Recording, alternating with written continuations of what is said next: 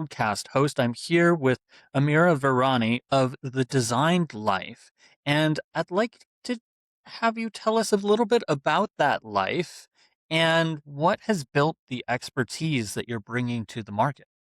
Well, first, thank you so much, Jeremy, for having me on your podcast. It's such a pleasure to be here. And I love to tell this story because the designed life is really exactly what it says. It's about you intentionally choosing how you're going to live and experience your life across the core foundational pillars of living. So, from your health and wellness to your business or career, your wealth and your sense of fulfillment and joy, how you live and experience your relationships.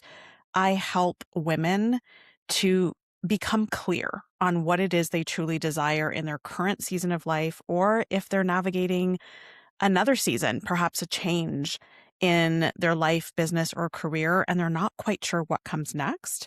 I work with them to get exceptionally clear on what that is, to align their desires with their values, and to ensure that any underlying beliefs that they are carrying with them are, again, very much in sync with what they truly desire. And then we go on to map this beautiful strategy or blueprint on how they can essentially bring that design to life.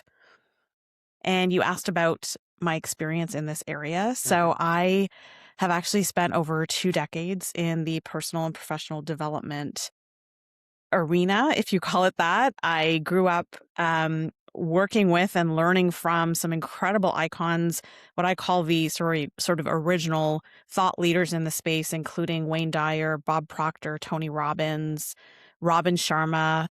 My family had a business where we produced and promoted these iconic speakers on our stages across North America and parts of the UAE.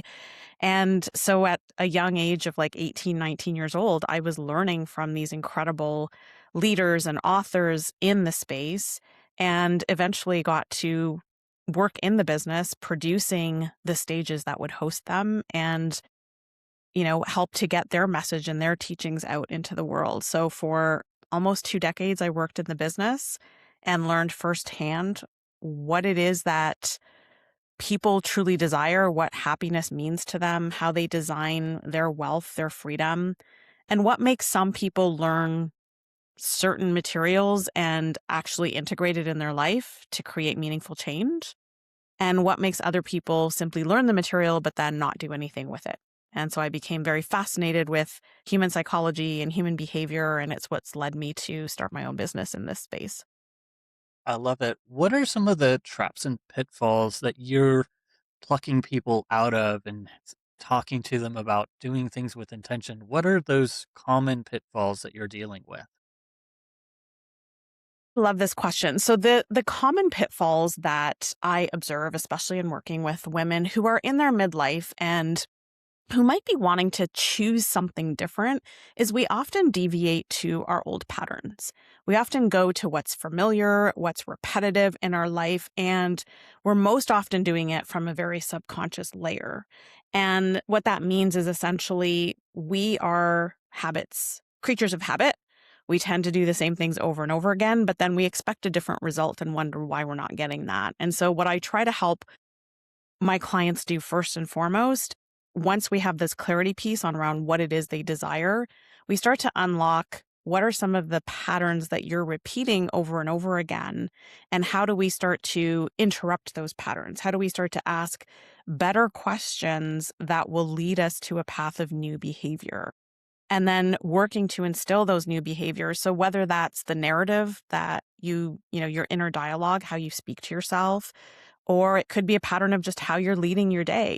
If you wake up in the same way every morning and you have the same potentially limiting thoughts or behaviors that you had yesterday, then you're likely going to repeat the same patterns and have the same results. And so one of the main pitfalls we have is just really appreciating and understanding what are the patterns that you're repeating that are getting you the results that you no longer want. How do we interrupt those and instill new behaviors and patterns for you? I've done some work in the past on myself. Does this fall in line with the concepts of habit stacking, which is a term I've thrown around a little bit, of figuring out, hey, if I find this thing is successful, then doing a second successful thing at that same time. It's kind of reverse engineering what we usually do, which is, stack one bad habit leading to another bad habit. Yeah, absolutely. That is certainly one of the tools that we use in the coaching work that I do is how do we instill new habits? How do we instill those new patterns? So a habit is simply a pattern that you've put into practice and it's become rote. Like you don't even have to think about it anymore. Initially, it doesn't start that way because you have to get in the practice of doing something new. And habit stacking certainly is something that leads to new pattern behaviors. So, to give an example, if I were working with someone who has a habit of waking up in the morning and the first thing they do is reach for their phone, jump into their emails, and start thinking about work right off the bat, but what they really desire is more time freedom, less anxiety in their day, I may want to introduce them to a new habit of let's not keep your phone in your room. Let's move that away so that you're not tempted to reach for it because that will be the natural instinct is for you to reach for it. But if we were to move your phone out of your room so that you weren't reaching for it first thing, and we were to introduce some healthy habits of the person who has the thing that you desire. So if you're desiring more time freedom, and you were to embody that person's behavior, what would they do at the beginning of their day to create more time freedom as a habit? And that might be something like, they wake up and give themselves 30 minutes in the morning to exercise, meditate, set intentions for the day, get into an energy of, I want to create an expansive day. And start to instill those habits first and make the reaching for the phone maybe the fifth or sixth thing they do in the day as opposed to being the first thing.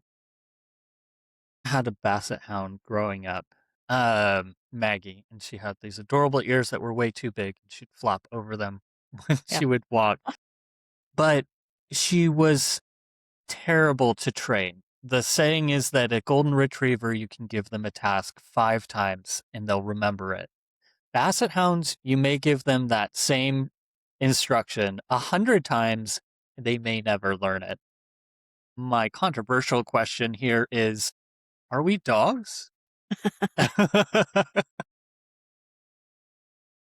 The world might be a better place if we were all dogs. So we have a dog too, and he's the most loving part of our family for sure. So I would say no, we're not dogs, but we learn in a way that we are designed as humans to learn. So we have instinctual needs. We have needs that are based on staying away from pain and gaining or moving towards pleasure. And what I learned many, many years ago studying Tony Robbins is that we'll do more to avoid pain than we will to gain pleasure.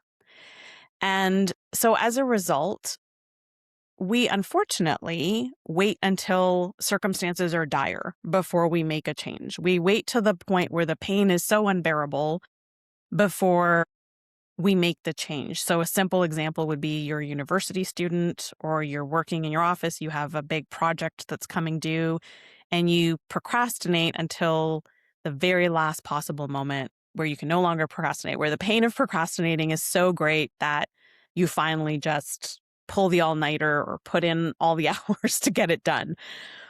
That's a simple example, but a common one. And to answer your question, we learn behaviors based on how we feel in our nervous system and what feels safe to us. So if we are trying to do something new and we might set a goal for ourselves. We start taking action. We are showing up. We're getting the positive results. So we keep showing up and doing it again. But at some point, there comes a level of success that we may never have encountered before. And so now we feel unsafe. Our nervous system kind of goes into a bit of a fight or flight response where we're going, this isn't familiar. And so, some people call this our internal thermostat. where we now start to shrink a little bit. We start to pull back on the good habits that we've instilled. We start to go back to our old patterns. We may start noticing it in the form of like procrastination or, dimming our light in terms of not putting out the message that we want to put out because we think, oh, if I'm too visible, then that might be something that's bad for me. I might attract, trolls, or I might attract negative attention, and that doesn't feel safe.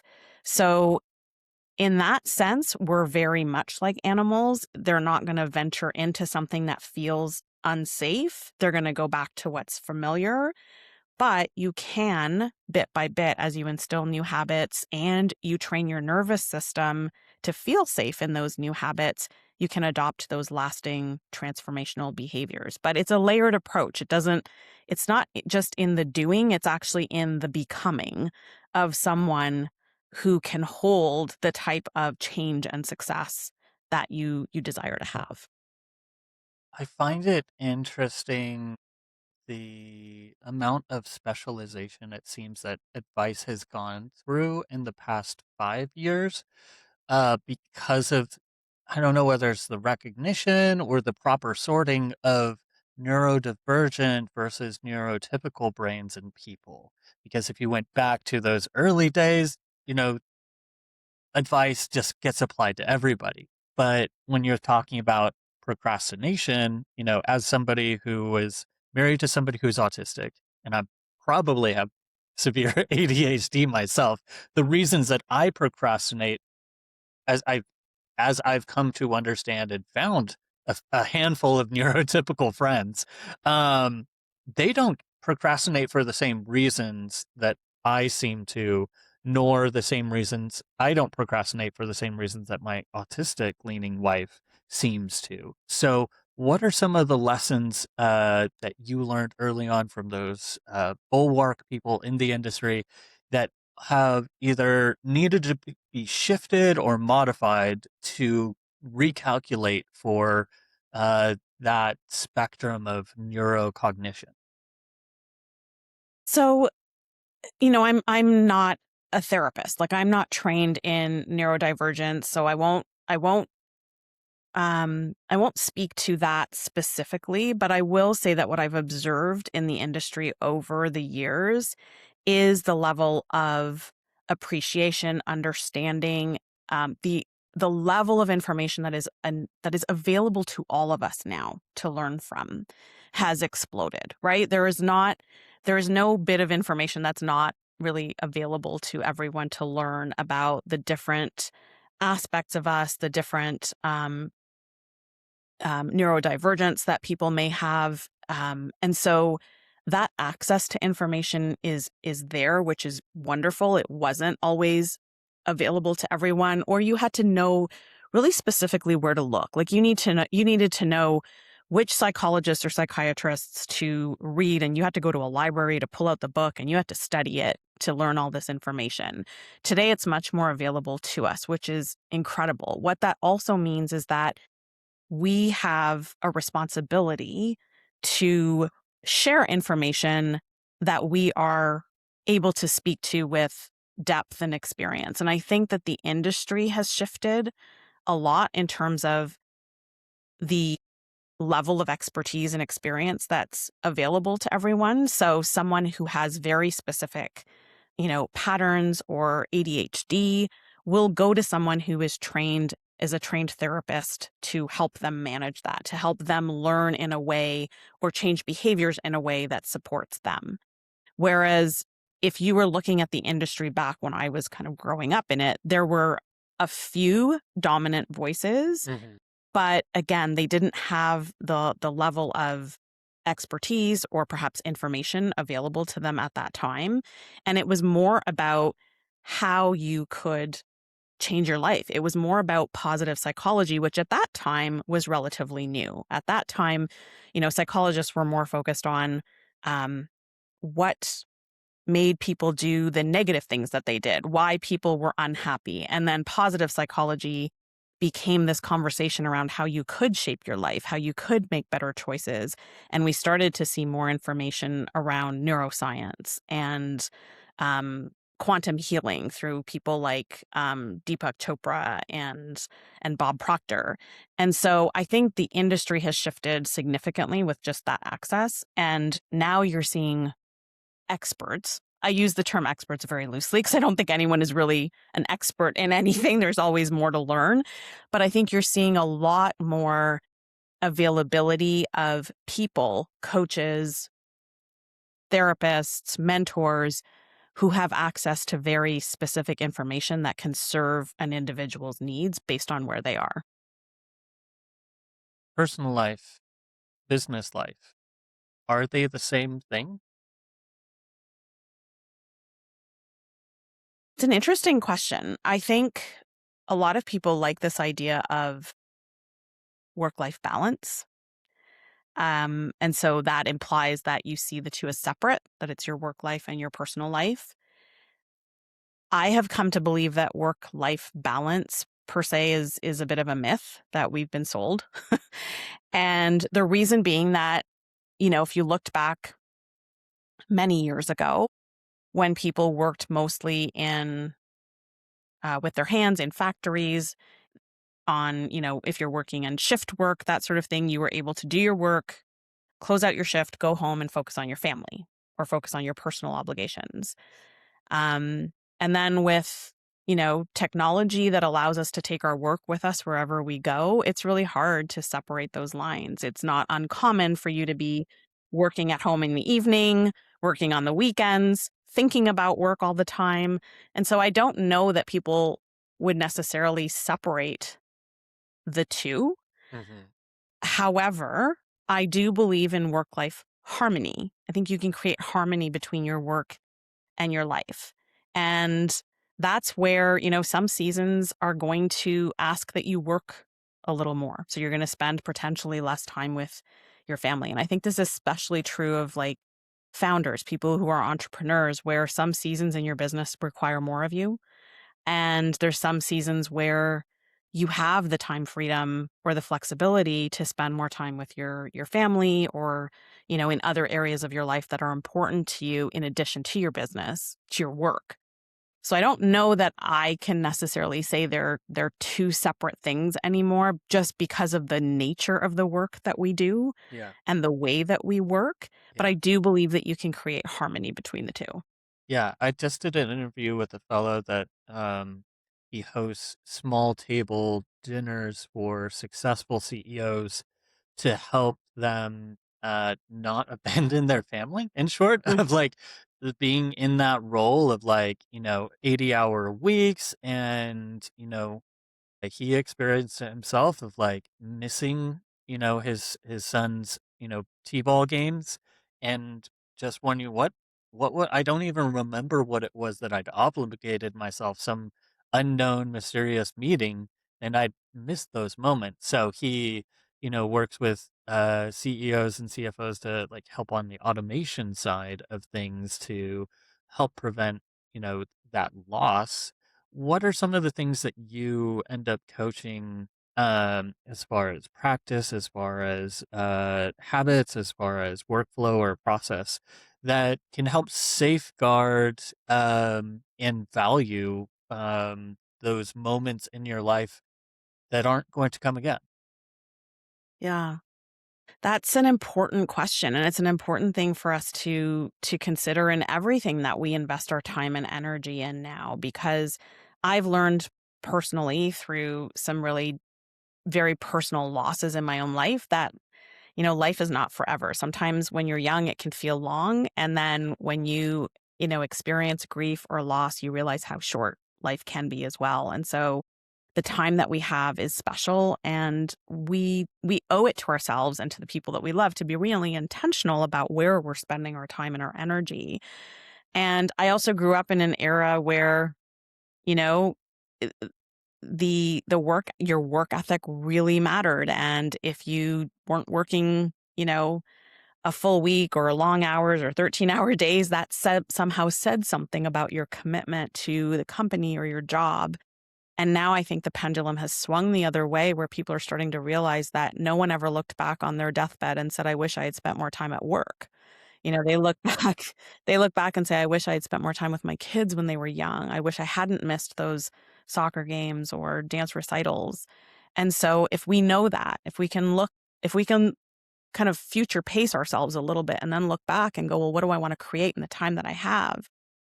That's some of the work that I do with clients is that we get really clear on what it is you desire, but rarely when we dig deep, the desires may start off as very like superficial, things like the big house, the fancy cars, the wardrobes, the jewelry, whatever that is. But when we do the next layer in where we discover what it is that you truly desire underneath all of that, it always comes down to a feeling of being loved, a feeling of being of belonging, of being seen, of doing work that matters, of spending time with the people that you love.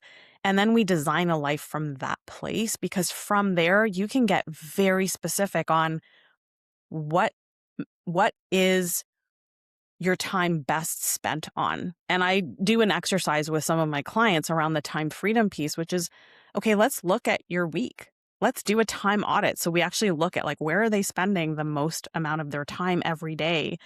And it's such a beautiful reflective exercise and it's eye-opening because when you look back, you actually can see it staring at you back on the page. How many hours did you spend, scrolling Instagram?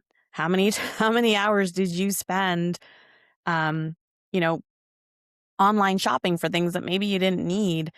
And how many hours did you spend sleeping or looking after yourself or with your family? And so those pockets of time you can now decide on where can you in your business are you spending time on things that could be done that could be automated that free up some time? Are you doing things that could be delegated to someone else? Are you doing things that really aren't moving the needle in your life or your business towards the things that you say you desire? And if that's the case, then are you ready and willing to put them to the side? And that doesn't mean you can never do them. It just means maybe they're not a priority right now. And when you start to take away some of those things, you realize how much additional time you can give yourself back to be in the places that matter most, to spend the time with the people that matter most, and to do the work that has the greatest impact. So it comes back to that thing you said in your first sentence, intention. Yes.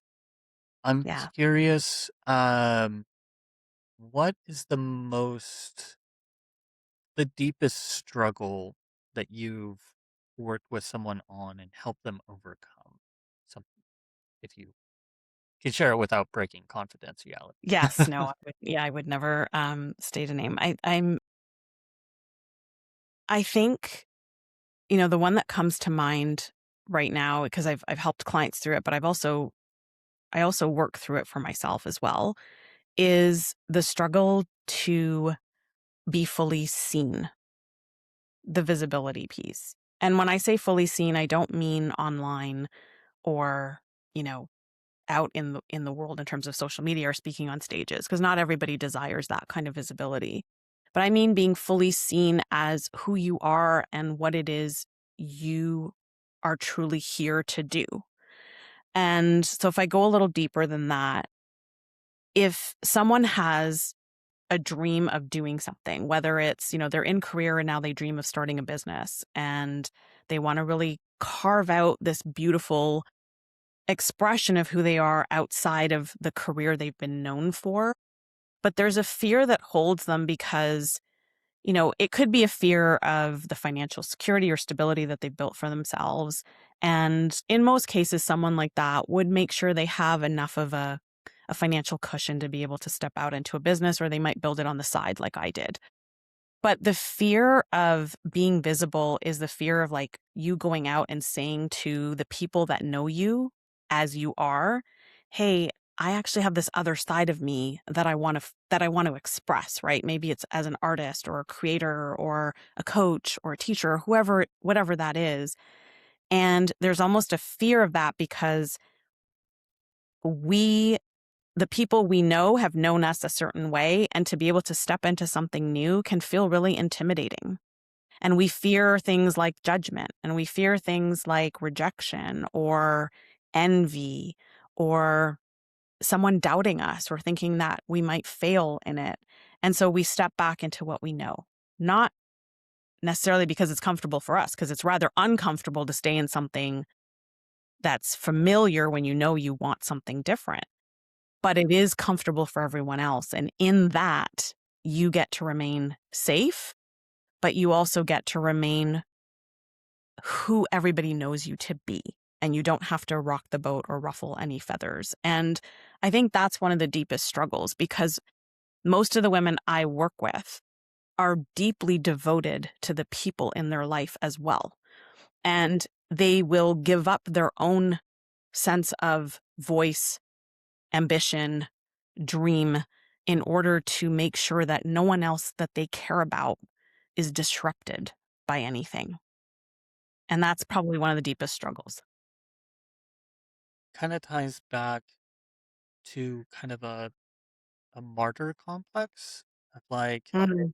you know, uh, this may be inappropriate, but in the movie The Ref, from the '90s, he says to his mother-in-laws, like, "I'm going to get you a cross for Christmas. So every time you feel unappreciated, you can go up and nail yourself to it."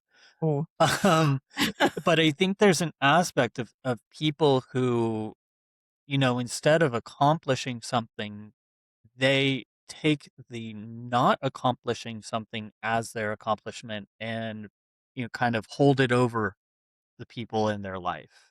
Like they get the value out of, not taking the risk of picking up a job.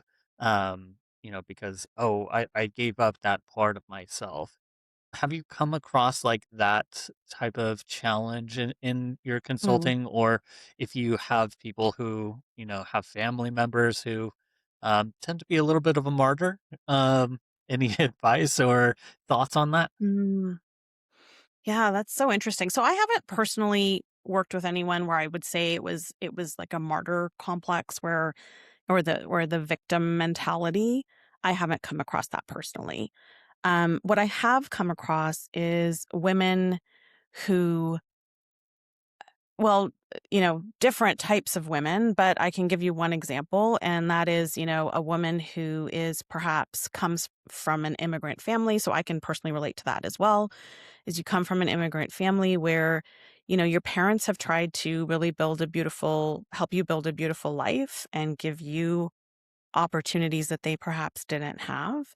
And but the conditioning that we go through as young people it happens early. We start to observe the world around us. We start to take the lessons given to us from our parents, from our grandparents, from our community, from our friend groups. And they're not necessarily that we're absorbing them consciously, but that we're absorbing them subconsciously. And this is that layer of belief systems because it's happening at a very young age. We're Yeah. not aware of it. And we are most susceptible at the young age to be subconsciously, wiring our brains for certain behavior patterns. And so I don't know that anyone wants to necessarily give up the things that they desire. Hmm. I think they do so sometimes out of a sense of obligation, out of responsibility, out of conditioning that they're not even aware is there. And to some extent, out of a feeling of safety. Again, I go back to what our nervous systems are wired for, that safety. So if we feel like, hey, I really want to start, I'm going back to this business ideas. Like if you want to start a business, but you have this solid career that's providing for your family, and you think, I can't leave that career because it will destabilize the life that we've built. It could potentially put my family in jeopardy. If your nervous system has that, you know, is receiving that, it is going to send you all kinds of signals and invitations to just stay where you are. And so in the coaching that I do with women, it's never ever about let's take this huge giant leap and change everything at once. It's always about let's get clear on what it is you desire and let's start with one small change. So a lot of people in my industry, you'll hear the term, I just want to burn it all down and start from scratch. I will never advocate for that because the women I work with have built beautiful lives. They've worked really hard. They've sacrificed a lot. They've put themselves out on the line. They've invested in themselves, their families, their teams. And so it's never about changing everything, but it is about taking those small steps forward towards the life that you desire to live. That doesn't mean the life you're living isn't already wonderful. It just means there's always room for evolution and elevation in what it is you desire to experience in this life. Is there a specific reason or purpose that you work with women as opposed to working with both men and women? Hmm. So I shouldn't say I work exclusively with women. I work mainly with women. I have worked with men as well. I have to say, I think the reason I chose to work with women more prominently is because of my own life experience and the things that I've walked through in life as a woman of color. And I just feel like I can share from a more personal place than if I were to work with men. I also feel, um, coming from having worked in the nonprofit world as well in advancing women's equity in the workplace, that is a spot that's really near and dear in my heart, is to help women to step into their confidence, their personal power, to really own their dreams and to know that that is possible for them. Because so many women have come up in a workplace or, a system where maybe they didn't feel like their voice was heard or that they were given the opportunity to really speak their dreams into existence. And I just feel a special responsibility to help women do that. What's a question that you wish people would ask you? Because you've got that answer loaded in the back of your brain. You're like, oh, really want them to ask that? Because I've got that unlocked. I think what I wish people would ask is why designing your life should be your first priority. Why should designing your life be your first priority, Amira? Great question, Jeremy. Thank you for asking. Designing your life is not just your first priority, it's your responsibility. And I say that again from a place of experience and deeply rooted belief, because I have watched people in my own life, myself included, think that we have this unlimited runway of time and we leave things to chance. We put out a hope or a wish or a prayer and we hope that it'll just land, that things will just work out. And if we are not intentionally choosing the life that we want to live, if we're not, and it's not that you can plan everything to a T, but you need to know what it is you truly desire to experience in this lifetime. What matters to you? What do you value? And how do you create a life experience that really shines a light on those values, that allows you to live from that place on a daily basis? Because from there, you get to enjoy this beautiful, expansive, fulfilling, wealthy, peaceful life.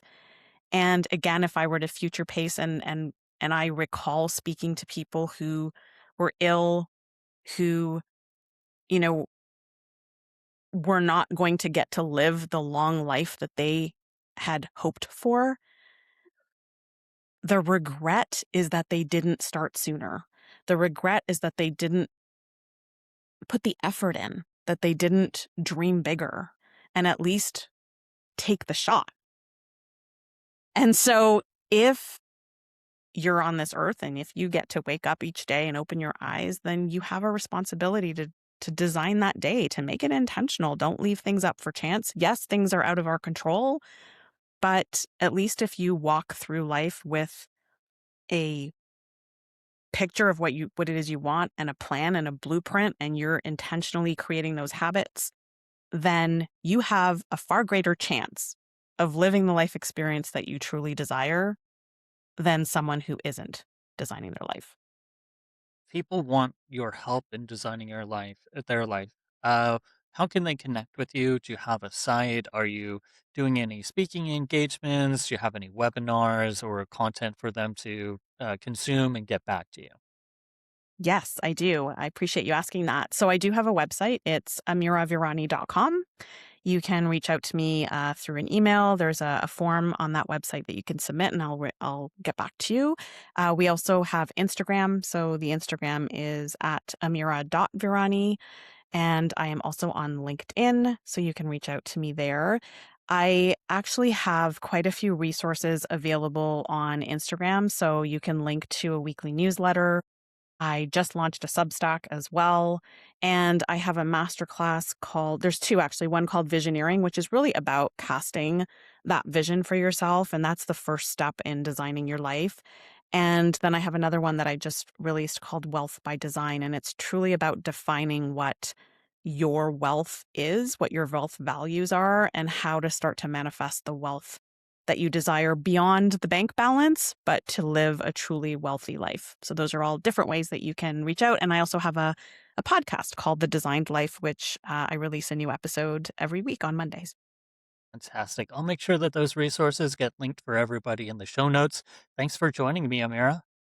Thank you, Jeremy, for having me. I appreciate you.